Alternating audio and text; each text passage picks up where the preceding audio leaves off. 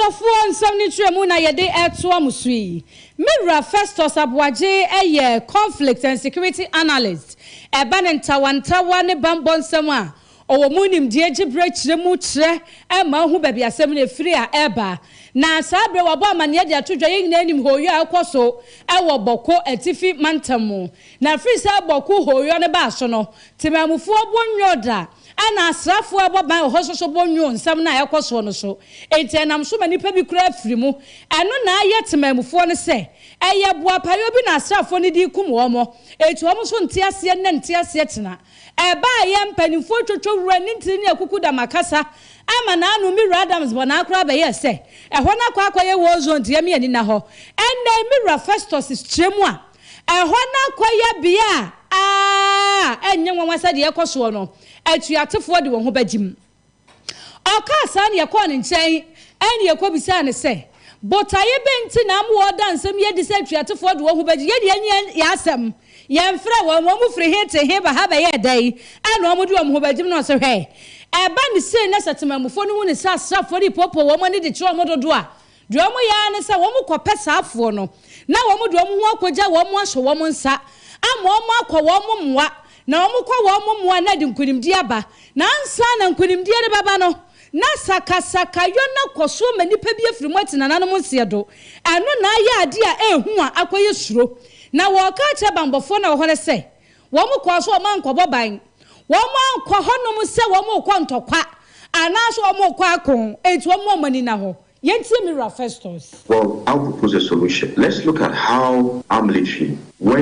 if in the event of encountering these young armed groups, how can they get these armed guys, obtain intelligence from them? Because when you're talking about intelligence, it's not just one side based on military. You can use these guys, obtain intelligence. Who are they? Let's find out. Where are they from? Are they in the community? Did they come out? What is their intention? What do they hope to achieve? These are solutions that I'll propose going forward. Unfortunately, that's already happened. Adafo Mira Festus Abwaje ne ete se wo kasa ni nyina ya nsam a ekoso ewo boko ne mpotamu enam so ma enipa bi ehu kwa ahonyehiem ebi so firi se ne ma ekoso no entwa yie empanifo mo nhwe we na kwasa bola suja mama ni anko ho a ye ne beba so no na adari wom mo nhwe na montoto ne ma na monka ensam a edi akomato ye mbeba bambofu a mo ya adwuma mo so mo hwe yese mo nkobo ban munti asem no mo kobo ban mo ankwa akon ehonye ayi babia mo kwa akwa patantokwa da for ne nkeka ka ho ne Lebanon no ehoye Ghana ana mo kopri ko mu ye eti se ko mu ya mamo nam temamfo no ho ahi so matuatefo so nam so mo ho ahi so na wi asudi wansena ho ahi abrukuro enti watu ya fose ye me ani na ho anya saa de ye no ye frefre tuatefo so omumra Ghana no omumabua ye ne na da ye ma no omuso bowura ma munim de betimi asie Yanko bromantamu na yankom kropon sunyan enso emu na wochi awieye process signing Dr. George Akufu Dampale wadinani enso ekire ho na sukupon ba ko a ewo ho emu ena okoye no kopie na okonsra enso ewo ho na nakasa mu ena wode to Ghana fo nyina animu se ne penso wo mu twasapa e de ato ho na akai Ghana fo nyina se Inspector General Bibaya ne dwumade odi ye e fata dwumade a ye de ema no wo kirem editu dwa se enche anase daachi bia obewro prosi atare no egu ho no nso aba betenafie ti so twasa no twasa bone a daachi bia ehon faso anase ehon nsam obapie mu no wonso ne nsa ebeka bi no nti en wachirem edi atodwa se ni pensu oni a prosi fo mpanimfo e kampom na prosi adwumako no a enipa bi gidi yese samre enya kono no wo hwe se ni nyina betimi ayakono na kina bi so ni ho a yaboni dimpa George Akufu Dampale that I want to live with. We are in this position because we feel that very soon we will be no more and we will be as civilian as yourself, and at times you're more civilian than yourself. And therefore we will not have the privilege of enjoying all the security that we have. So if there is anything that we can do for ourselves, it's ensuring that we make the police service so well, far better than we came to find, so that in our next life as civilians, we will not need the help of anybody in the service in order to enjoy a better and quality police service. Technically, we are doing it for ourselves, not for today, but for tomorrow. And how so passionate about what we do, and that is based on a godly divine principle that we have always, and this is very fundamental, and this is the secret we will never reveal until today. Behind all the things that we do, go around the country, sleepless nights, at times 48 hours non-stop, and people say they will break down. We agree. When you see a system so weak and you want to bring it back to life, then you have to go and work around the clock. And when then you reposition it and it is back to life, you can rest. Any ATE, Dr. George Akufu Dampale, IGP, our Heprosi Adjumakoso, our Ghana Memu, Abrana Ochie, or the Chiremu, our University of Energy and Natural Resource, a war bono mantam, Cropon, Sunyai, and so emu. Na Nanusi, a pen, a vice chancellor, or school, and so emu, Yewa Elvis as Sare Bediacon, one also Emna Kwabanwa Danase. Now, what did you just say? A woman say, ye were Nimbra or Didino Jumano, and so no. Enso empo na we nyina mu no so wajaka krabi no de aba abewura school mo na wabekasa akira dusuafo na afa mamu nyina efa niam ahodo a omudi gu akwanso sene abambo nhihye ye betimi akoso na somdu abo memu na Ghana ni ba bi onam memu no na som enso adwono a na yemna mopa na nkasa mu eno kirem tudwa se University of Energy and Natural Resource yi eba ye nche esuku a ba ye Ghana memu nche nanso obo omhomodin bia senior universities ahodo wo mdwumade tie no eno a na odi bie senior betimi aboa ama mabunu a wo mbefa ho ababesua de no daachi bia o meye tosom emwo man ene wo mu ankasa awofo vice chancellor enso sei ena wodema welcome address edema IGP 1,000 plus days over here, and there's some bad distraction. But since then, no compensation there. I also for this month, SMF $350 and 350 in sales is very bad because looking at the cost of feed now is very high. And, compared to that, see now sales are very slow because price of this is very high now. And looking at cost of feed now, as in per bag, there's a 350, 360 for broiler. Now, aboa to 8 weeks, then all the time on 60 Ghana. So now it forced the farmers to sell it 180, 200. Oh, that's a month from back because and honestly, I'm be surprised, but they don't come as compared to last year because we should see and so we go buy per bako and. Na ye asarbediakon wono ena samre vice chancellor ewo University of Energy and Natural Resource ena samre dia Abraham Inspector General of Police copy ho wono so edisa ansemi amano akwaba Arafo ya ka musemu gusuti ya wiadumi enu KASIEBO wa AGYENKWA 101.9 kasafidie show AFIA den samno foforo TWUMASI onwonyamfo Kennedy akompre ku Agyapong Ghana pani a wono so prema pani di bre no wo fiempinu Ani aduonu nan abatoa eda yanimu no eba asante mantam abebo apro na probo ni mu no kwakwa hye aso bi wo so da sani e menhye bo so be hye bo a wani suo awurade mpekora entu oba be hye ye Racecourse adwadifo ne bo se de man ne sori ahomache ne mema ne bitim pintin kwabura hasuo akwakwa ye adwuma se be won sabekwa no na enso so kane abia ni ho no aya na ehu ye ni manipa bi wo do ma fa to wo so asase so mba ye no krono nkwa no mbabo enti kane anu so bi kofa kuntu na se no koyo bi bone e wuhu wade akra da ho no bi kofa anu wuhu no enti obebra wo mo de friend say street bobs ni bi na anu na nam so mo wie ye bo anan ko garages eye Suame empeswa isum ebo wura mu ko ni ntro no ni ntro se ni tu ni nata anu okwadi nkomo ye se e won so so de nkani abeba se de be ye wugina Sodom no obi gina Gomora woto nani anu ohun ampani ni ampa wase bon wadi bosha no so kama na yenkoti won monyamfo kwa me owusu bampo ensembia odia tuja na se ne tse honorable Kennedy akompre kwa Agyapong ase central machibidwani we bon team process MPP for bi omo race na ono so ebe contest as a flag bearer and now it's me to Frank Harama MPP of Suame no na se na pano ye kado ya obuado ya define papa no and na so ba ye December over Racecourse for the two nanim say omo kania eko ama isu no ma konfo etata mo ma no shebo mo de ne me bi to mo kwan no ka say kania ne de obefa to no so aboa to my Racecourse Kania ahead no 200 when we mazi for no so ete no so edokoto dem say esum aba and a draw more mazi ha sometimes am you be adwuma kro ba na say so ba ya be no num no fa so mo pack na moko kakania wa ko beti watena mu akakra am de de bi beto me ba na say sum tina konfo edeko when kan akoma no say na sanity a be mo aye aduonum 50 ma we on Sunday stories kan wa aye electrician mo abebo eti ho kan no bi bia no na efa ho adwuma isi o te kan ewo aye mazi ene anope ya ni ya say ona mo kene kom preko Agyapong na abro mazi fon kania say no metima ya adwuma akọ anim na akọ no sem no so e be ma ba so ma je no offense mo mani age uti response na in fact do ye di anim ama akọ ato ye Agyenkwa FM Arafua won monyamfo kwami owusu bampo eye aprade electoral area wo for ikromu mpaswa no so santemantam ha na yete se okasa no wotrense mo wieye na nana wasebonsu wo ye dwamtene di Ashanti Regional National Association of Garages nana one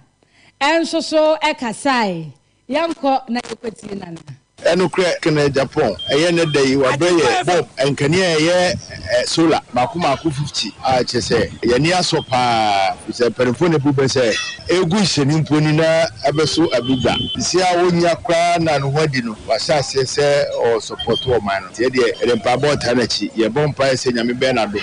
na watimi afa kunya no na ene mapewo ni mu no so no odi abaye gana mai yenim se de wote a chese youth ni hia no se no kure ka ne eniema bi mu no oman obatimi ba na eniema baye fefe kama ema oman ni nya kwan kodani kata sise ne proye ne eniema bebre atwe oman ni sanachi bi ni ma brante bi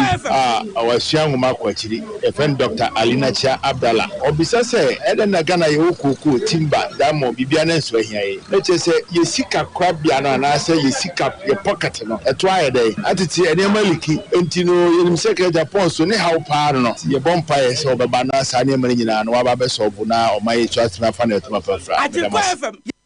Arafo wey ayon wonyafo Canada kwampreko Agyapong efie mpinu ni aduonu nan mampani Ghana fo hwe nanim anamu a watuo asante mantam hamantam ahuduom oba ye bosha wo behye ene yete se wadi ni nyina so nana awie metia opapapa wey so ye garages dwamtenani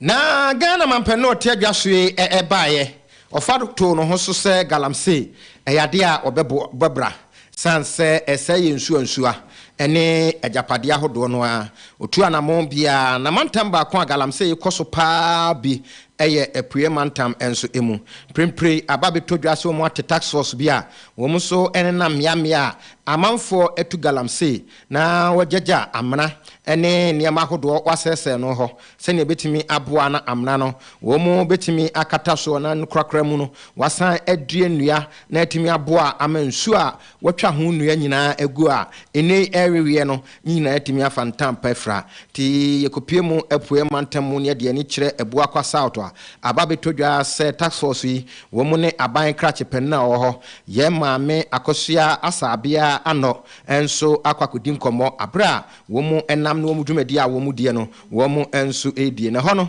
ena maame edeto wo mu anim se dwumadi wa fato ho so no eye pa na vetimi aboa amasa amre de ensa asene amna hodo a nipa bia se no no agya yato ho no ni nyina no so watimi asisia no na wo kiremu a na wo mu ekro no wo mu ko eye chebi na ho so wo mu ko hwe niam ahodo a asese wo ho eno achi wo mu ko sino enyinem kokko akotia ni nyina no na wo hwe miamia ahodo a galamsefo etutututu amna na afi yensu ahodo a wo mu enso ase no enua a wabuaguo ene Agyapade a wase no na ukopie mu wo pue mantemu a ye nyina anim se Brim River wono ena mu nsupa enso enum nanso adehye wo ho to ho galamsa amasa amne de ensuo no ani asai timami kasa ena odi tudwa se ba wo mu bae no wajwo mu awa atu nemum wo mu modena na MMDC sahodo a aka e wo mantam ho no nyina no wonsesra wo mu nyina na kwan obetimi afaso na afei sam na mna ni nsuo a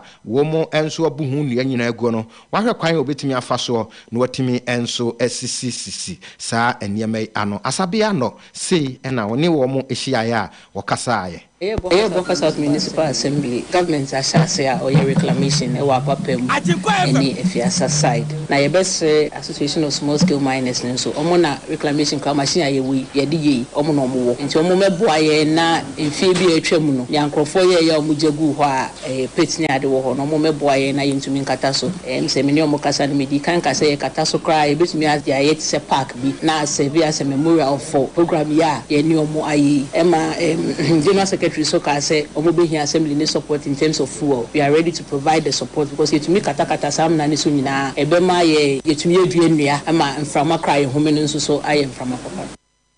From my home no I am from a papa we aban krachi penna ujemu ma desi omwo buakwa south. Ye ma me akosua asabia ano na enu achi no ena penimpa oda association ano ye wura Philip Akufu wonso edeto adehye wo mamu nyina emu ni titru miamia hodo ne nsase ahodo a yetusu galamse ne asese so nyina sekwan bia so no mdo se beyoyo na afi waye ne ebeso ani ne de aboa Ghanafo eni kuo no eni so ade hu a wo mpese ebemu ema Ghanafo nyina ye wura Philip Akufu sei eno nso ekasae ye betima ye ma ensurani ati no munyi ni se betima ye adwuma no. But you buy don't say difference no clear. Obi ehun Ghana say adwane betimi aye. Meeting say so far so a chance members no obi prepare to say obey adwuma pa ama Ghana hu say sebi eya de say nkwa na say na yetumi ade enso yi. Enti so far so good no. Turn na buy the ISF na yenya gi. E she Ghana for boss say ya hyase no yenya nto. Ya be yakosi awie. E bedu ba bi no na obi na wotumi de cap sense show enu mo Ghana ha. Ya be ma Ghana for say aye adwuma no. Association of Small Scale Miners ena samre de apamfo wapa wo mo no nenam ewa priamantam no hwe se nsuansua ne amna mra galamsefo atutu agu ho no mo asese no obetimi aye na ani nsuo no atimi atekrogen wose wo mo ya sania dachi bia no wonam ba bia na kuta bonsu a uduru ho nsuo bia na watimi asebi enso ano wo mo president eni ekotie na no disem no Arofo ye TWUMASI na ye komira Kofi Asare ono ne kwantrefo pani executive director Edema Education Watch na wabo amane se watwini kiki ato ne hwene so en wo hwe nwumasuam en wo kwa anwan en wo kwa hunu se wokwa ye kuro nketo ani mu ade broni friend se furnitures eye enkonwa ne tables no ebi ni ho na eye ne nwanwa pa se aban ne nam a woche books fa mekwa ewo ye yesuku nto aso secondary school ni mu an wocha no waje ne ho sekere me na and uniforms no woche wa bra primary ahyase de no a no tumi nam so mo obi kwa fa mekwa school no ehonom de nkwala ne nya akonwa no no matena so wosese wokwa ye nkuro nketo awodo a wo man ni ntro no ne ntro ase ni mu a emofra be se million mienu a chiri pamiensa ana table a wo mo betena so asua de atura de wo so wo mo nya bi ntena so akonwa ye de eto besi so na akwala akosuku o hu ne se ma brent be kwatara se adodwo me ho de adwen no so aye adwuma eno so obi ni ho en wo kire mu ne ebisa ne se enti ebi ni wo saa na wo keka no adie ne yenya die no betumi aye de aboa ama aban na tumi eto na mo so wotuo en osna sa aban no anim onu de aban ne tumi kan kire ne se wo ye bibi papa ade aboa suku ahyase no na wiase ade bia ahyase na ma ade na wie yeye na wagya ya ahyase na to ho ana nam ana wo ye niema bi no wo se ensem no ha ne papa an wo cha se dodo na so eye get fund o enwoma sua foto no eno na ebo niema yi ho abura be mfie num nie cha se no an ye deda niema bi nkakrakra edru ba bi a suafo dan betena mu kra no na eno so ebo ache bidin yentie miracle Kofi Asare. No, we are not. If we are committed, this discussion would have been, we are not committed. Government has not demonstrated any level of commitment to convince me that it appreciates the implication of 2.3 million children not having desks to learn on in basic school. And related to that, as you asked about the size book, for other schools we monitored, especially in Kwantasa, wherever there were no desks, there were no, and we started asking government questions, but why are children in the deprived district not having access to a size book? And government is providing free size books for secondary school. What is the rationale. How come the parent of the child in secondary school is so poor that government provides 9 exercise books and 4 notebooks with the senior high school, and then and uniforms, and then a child in the basic school? Suddenly the parent is not poor, especially those from the 75 department. You go to the school, there are no desks, there are exercise books, So maybe after we finish the desk issue, we will come to the exercise books issue. But the issue is that we are having this problem because there have been years and years of neglect in the financing of basic education, and we've been raising this alarm for a long time.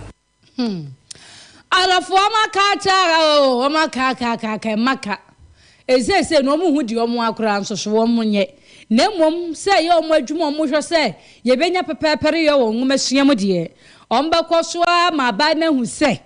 anamo na wo to nkanya bone nemom ye de ehia asa na ye de fata ezi so wo boa ma nwomasuam timagina ye fa ya akono de a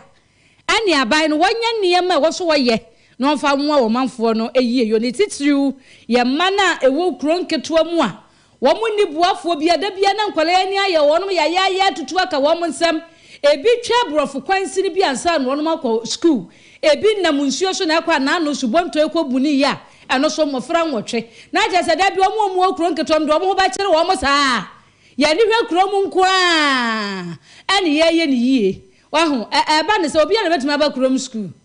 etu omo hwe no wonom toto ne ma ne yete se kwanchefo pani de education watch Miracle Fiasare no wo chire mu. Yanko enkramantam mu na rewesem ofri ho abetodwa kira na poultry farm ba ko a eye kase pa ewo mantam no mu no afi pepepeni na poultry farm no eno enso eguye na eba betodwa se poultry farm yi aban one district one factory ya wode ba ya Ghana for dodo no a ebi nhu nia ekoso ewo mu no na eno so eka ho ebi na wo kire mu ana poultry farm yi ewo krobia efre ho bedi akon a ne nyina ewo pon katamanso municipality ewo nkramantam no enso emu ne dina de frɛ no eye the Lawin farms eho ena samre de ho asem ne yekan na afi apem ahenkron aduotwe 1980 ena o kire mu a na poultry farm ebae na ye pipie mu nkramantam a na poultry farms a esoso pa ya kase maako du no na we enso eka ho ebi na mprempre ya ye kase o kire a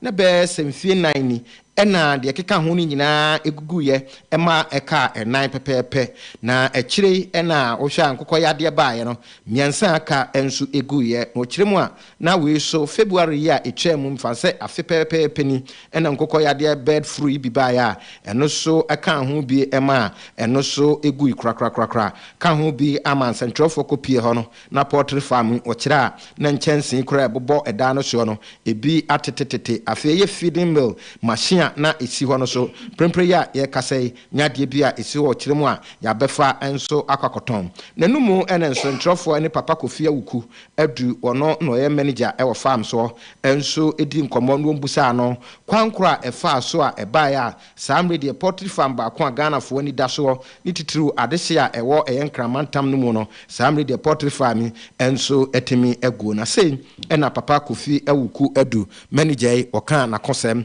e de kire ntrofo a wo mkoye ekopie eho no the insurance yeah normally the first would do process our risk and sure we farm say we are mouth say because high risk on one for education so we just have to go there yeah I won't find for to come organize I need to supply the whole Ghana until I would do my boy and my mama and say you need to supply the whole Ghana locally with base for had it but being a bank the insurance yeah normally the first would do process our risk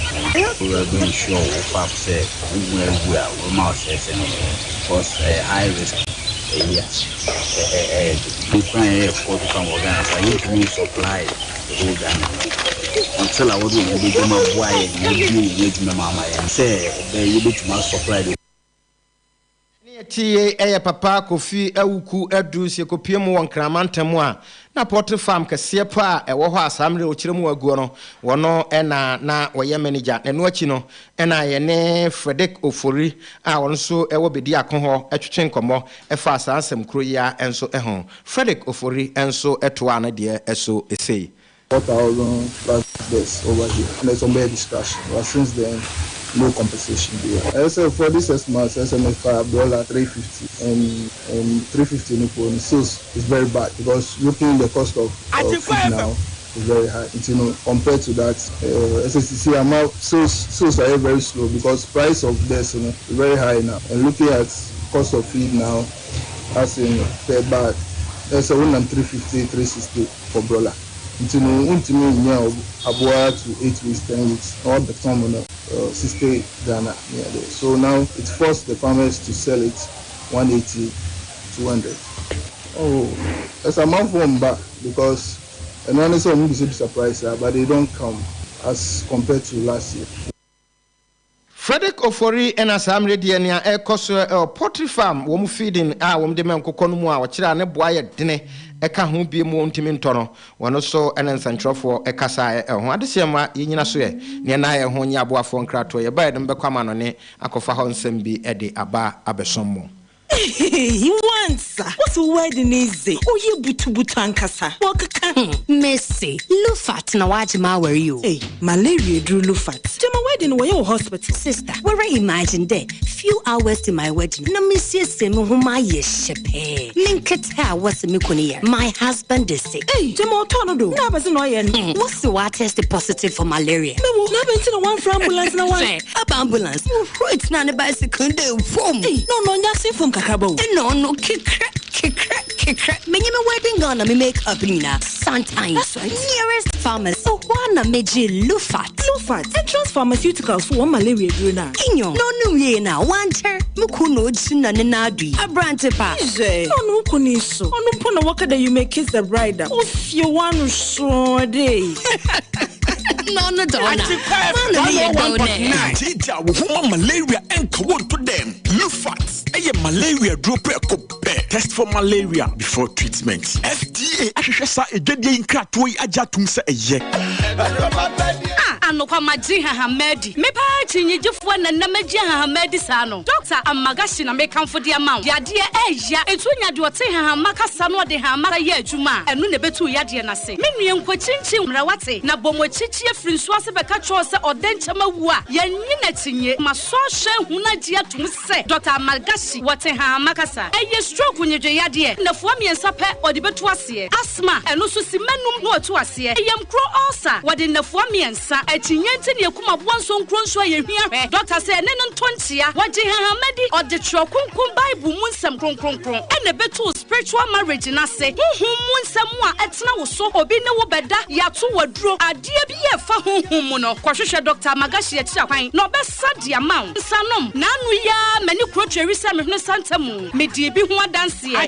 ene nipa na to muntentan oja ya enyai fa wani kira doctor Magashi ho na kwakwape yaresa efama no do ho sansam gold honhom etacha ya na so pa emfa nkwachinchin baby am yemfa so kwana no wachinchina fa wo haw ni nyina koda Dr. Magashi he ne ba na mema yebom krokro sadi agrada edwedwai eno so fa kwai na obehwe no wasan yade kidney yade eno so Dr. Betuase amagani Magashi a ene ehu amaga hoho fa wani kire macro kani police house on hwe ni mu pe ya ye adwuma di frijuwa da edi kwasi memeneda ya sha ase anopa no nwotwe a yepon anwumre no nsia frayen was 0547 044307 and 0544580936 Dr. Amagasiana wama me ho adwiri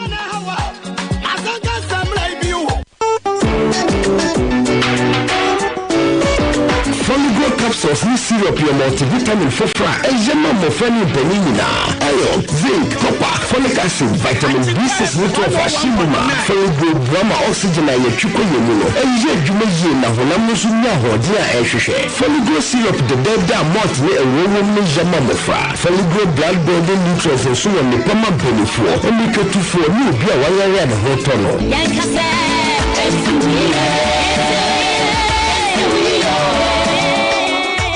FDA ahwehwe surgery nkwatu mu Agyapong seye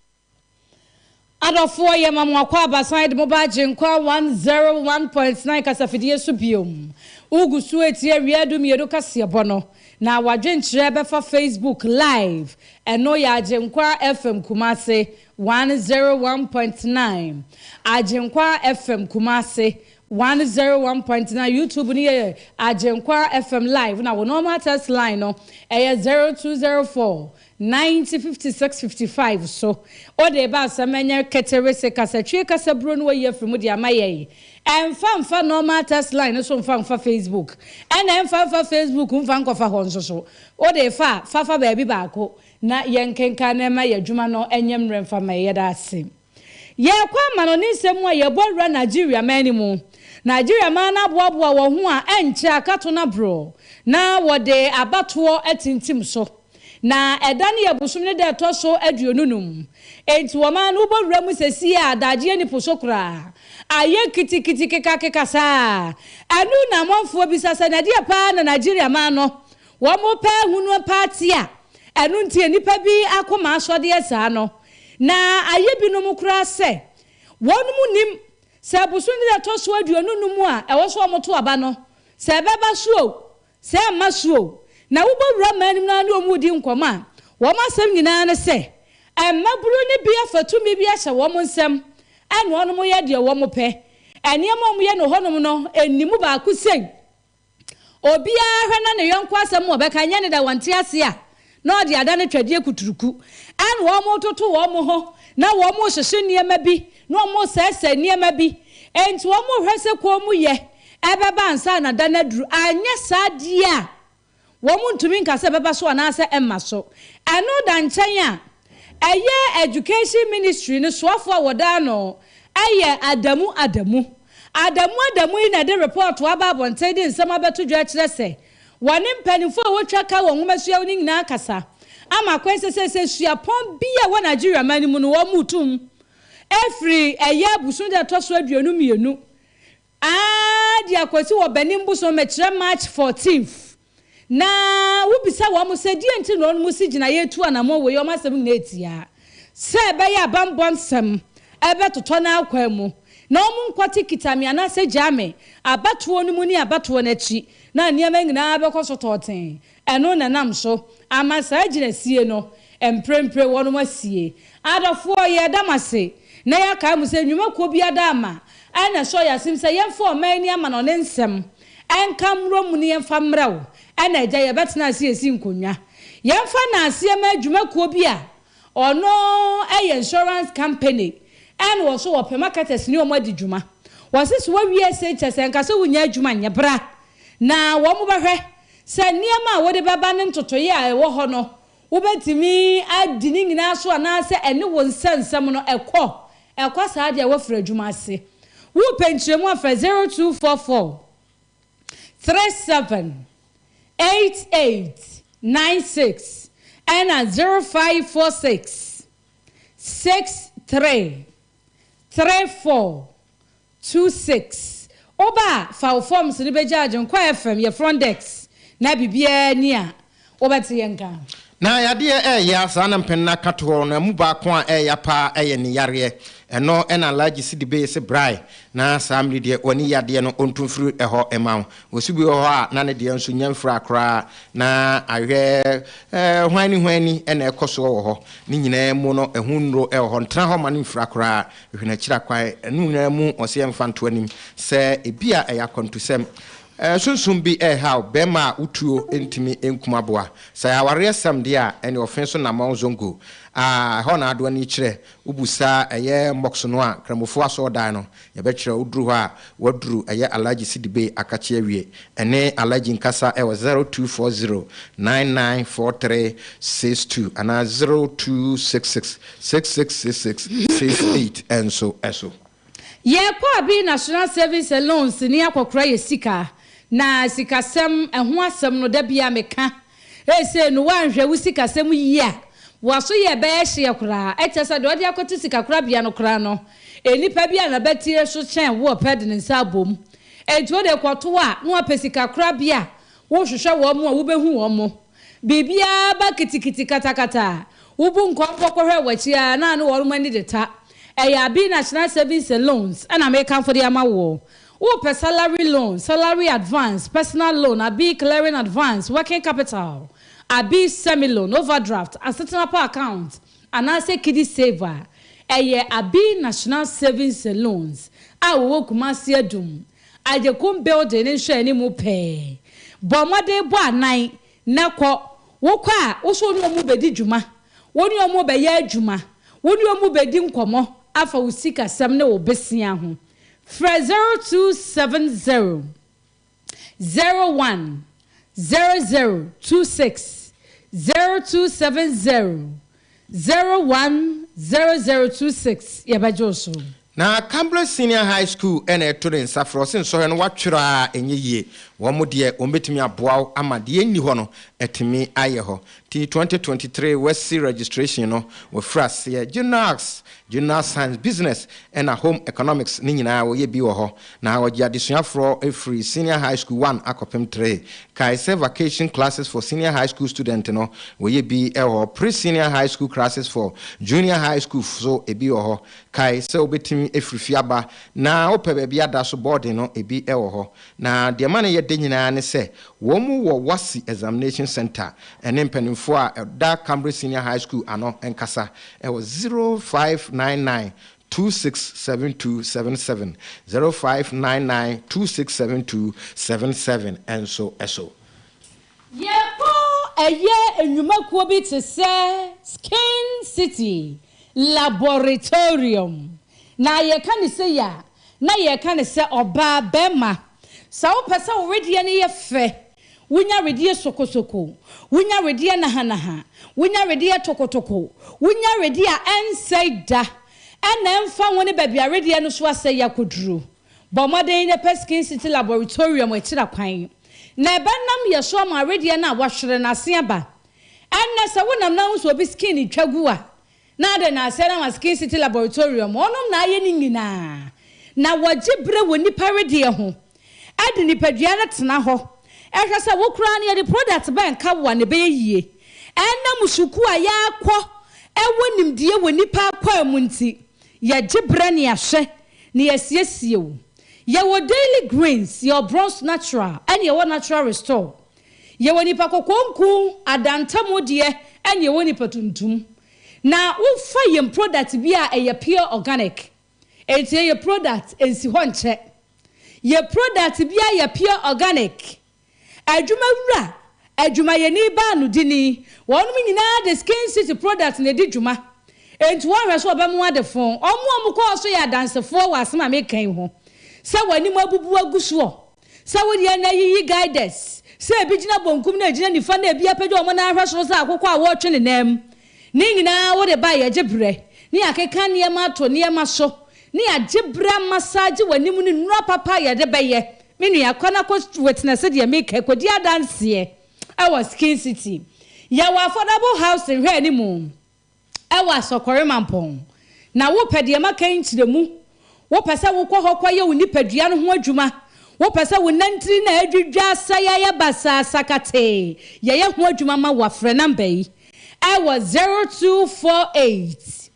93 62 97 0248 93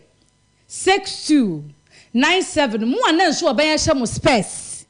mu amanim moku achi ma betwa mo nsa ho mu kotodwa ni ma ho nyina ne wonim se wiase asesenti na so oban ya asesa afa ho nyina ye be ye mo amanim guase na firi so ya fa ya ni nkire fofo no Grozi Spiritual and Herbal Center na pachi number 2 oboase kwantempon so ena fofo no Grozi ono so putuo wose yare bia ekoso unipadua mu ni titru sunsumsem se ayu adwumasem na aseye wakontruo nko ade obekọ ye bema yeso anima da na oba obi wote abrochire yeso so obedi ntawdokno wote nani na wono woduru eye enkran sunsum ohaw ne amane bia se yasa asesem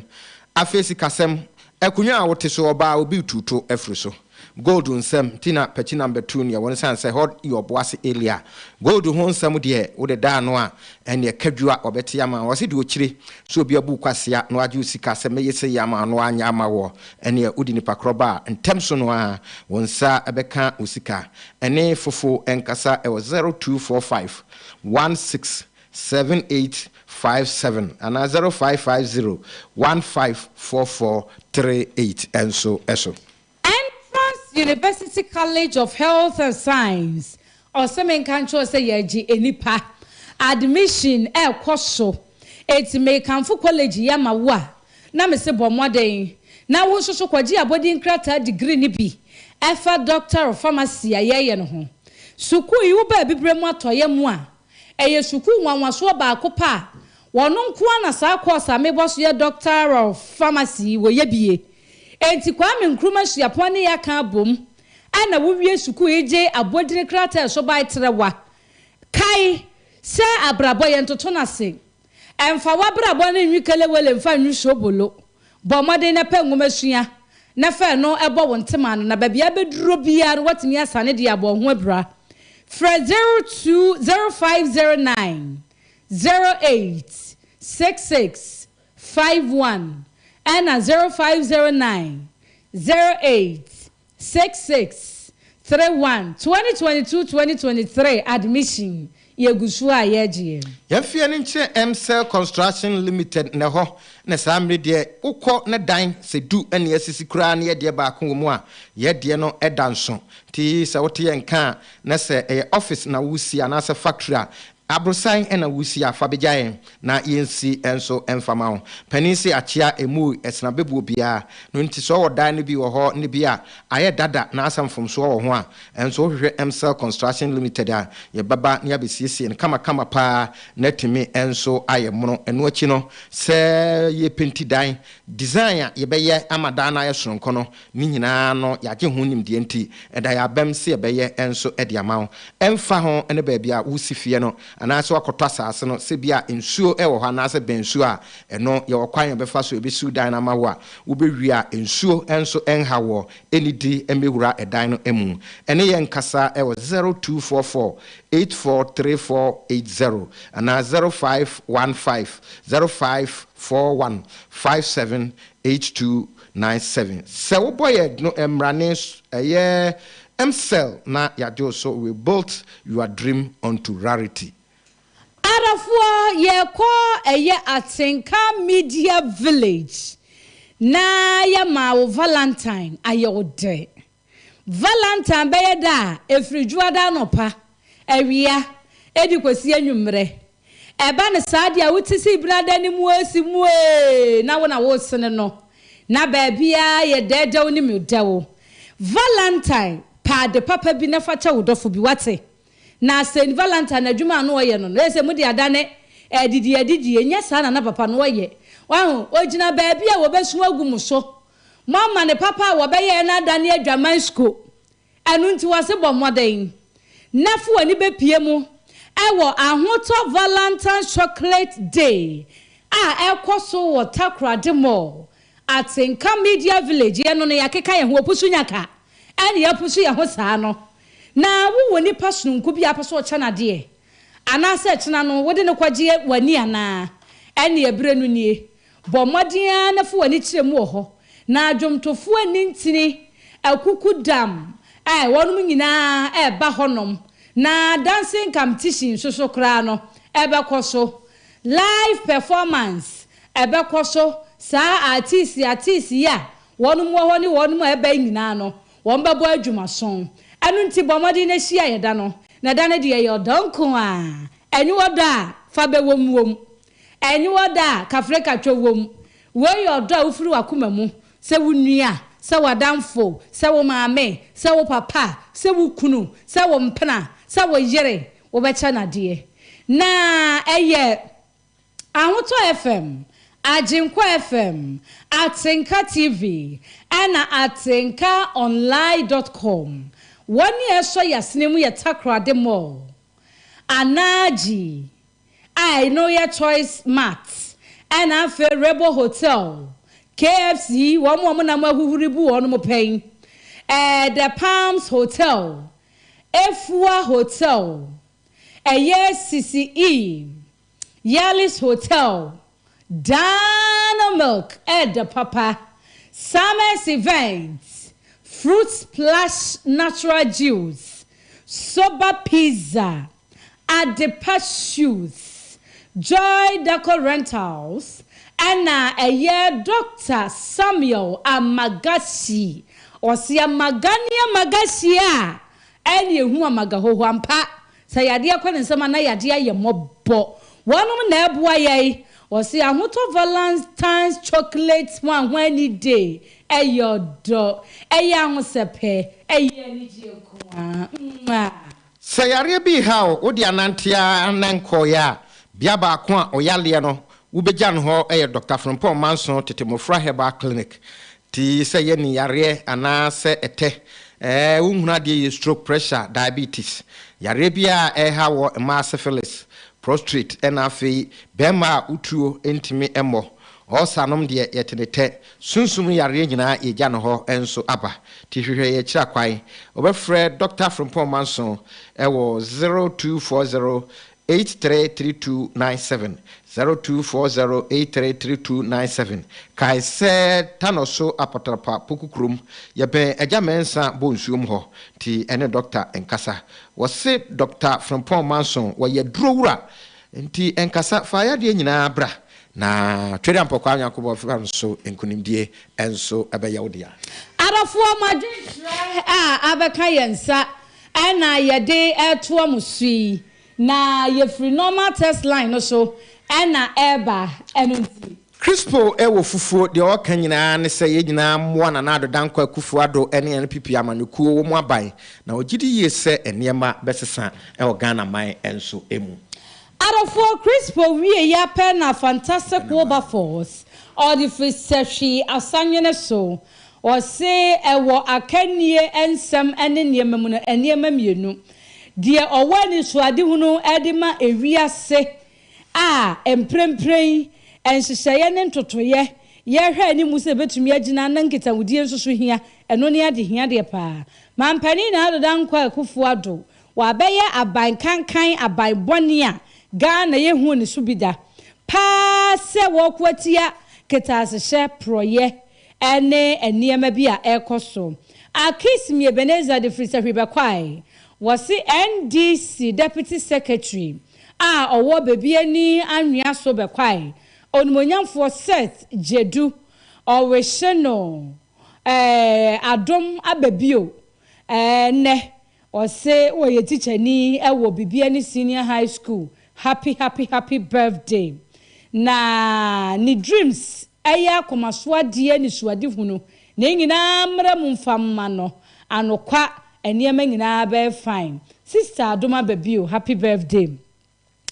Ama Florence akismi ne yiri no oba no sunie wase yempanimfo no se wudi wa ho ofa chi a wa hwe yi a ahofa ubewu bi a nyewu anyame ahyehye amabo NP before beka kire yen Ghana fo se ene omo ba no mbebo na discussion na comedy mampani na adoda nkwa akufu ado won se de waye nkwan no wa manchine atwamu wa manie maye basa enanne ala ne ba wo mia kra no eno so akoye bu achibidin na nke yehu ye nka wusie Agyapa no aka ache wo so mu nyina mu ntasmasi achi na mu fatumi ne ma no na NPP nkunim de ne yehwehwe na ayefe we de ntesa wota bi achi no wayi biama we edibu man AKWASI taxi driver se mema ha wie yu abusuafo 8 no ebe breki a agise me boyfriend alankwadwo chematen wonu pe ne betime breki nwotwe na NPP fo ka ho asem na anya sa ebe yedwe pa oso wo hwe live awo Kumasi report junction Santase Patasi station Aizema the Fraizema Ventures kunum dwamu honoma aka fantastic patriotic citizen aswala pa waso wo ka kira aban ne se wanya abanya otie ne manfo onya listening government kakra ese die adodroba e de kwatia hyehye na sumasawa anu watwi na ni se prefa wahu ti asemu Ghana fo nyina so wo mpe domestic debt program no necessary wadwe firi ho anya sa wa mamuo no so wasese nipa kunkunfan se wo ba wo kwa wade hyehye ne mapi no tete so Nese wa magari esika samonye wate neyi sa nkwanua ni free yekom temamufo so nkwa tempentenkwa na mumu ni di peche na munhyehye mra akase mfama yen na munyi ese ye nyasa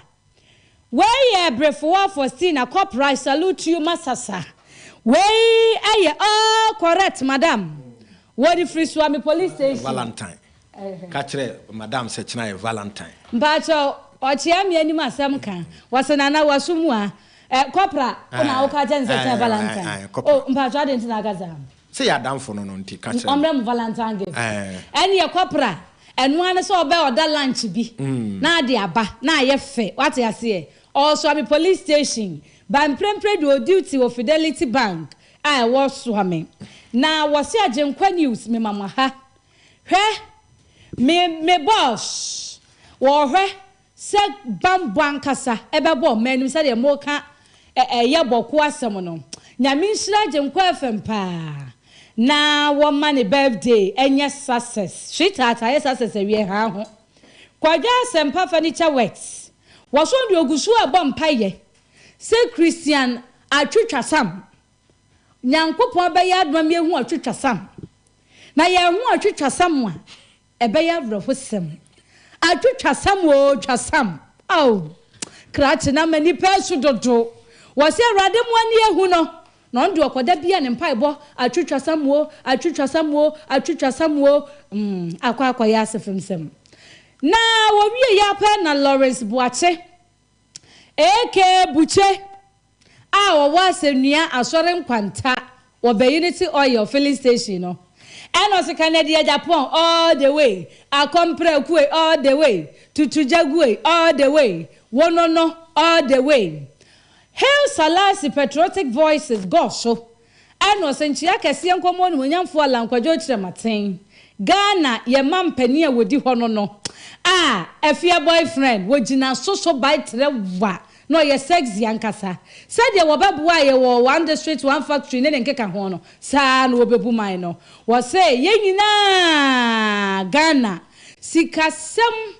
aye basa entoto ye kankanka ye economic management team won wo hu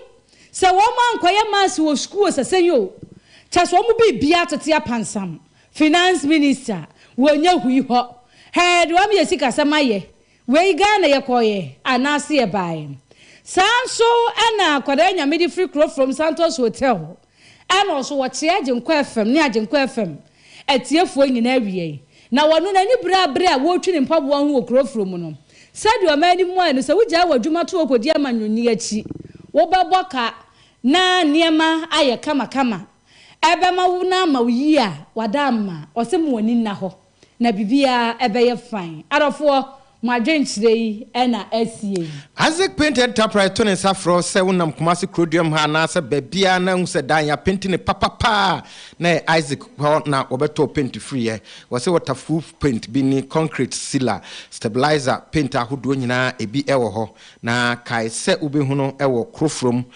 tipsy building kwa no ho a de chemso controller house a wo be nkapam Dr. Azema say and then Kasa 0243975756 and so slogan ye painti mu ekukudam Dr. Isaac Paint eho and abenya bie.